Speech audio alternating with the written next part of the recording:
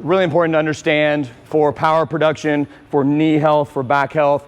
A lot of times we see some faults with what I'm about to show you specifically on push press day, on clean day, a lot of times even on snatch day sometimes. So what I want to see, coach, come over here. Abby, scoot to that way just a little bit way. Okay, so Melinda, show us a push press from the side, just like this. Like with the bar? Yes. Okay. So dip and drive. Okay, so what I'm checking out, so do one more right there. Now turn to face James and do it that way so they can see you.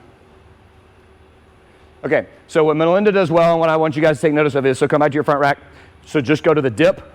So when Melinda has dipped, if you check her out, her torso remains vertical, so she has not inclined her torso at all. She's dipped straight down. Her butt has gone one direction, her knees have gone the other, and her knees are staying over her toes, okay? So from here, we've got what we call good hip flexion, and now she can express that power that she's stored up into her hips and help drive the barbell overhead.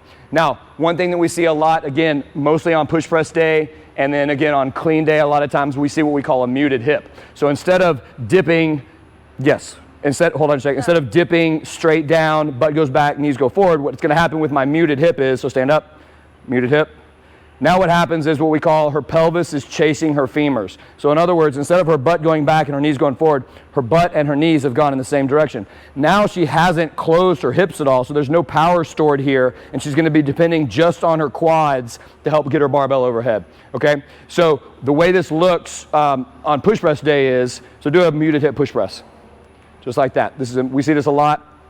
People who are quad dominant, we call it. It doesn't feel the best. On clean day, what happens is at the receiving position of the clean, we end up in the muted hip position. So go to like a hang clean. Oh. So right here. So looking around the room, thank you, Melinda. So a lot of times, so stay right there.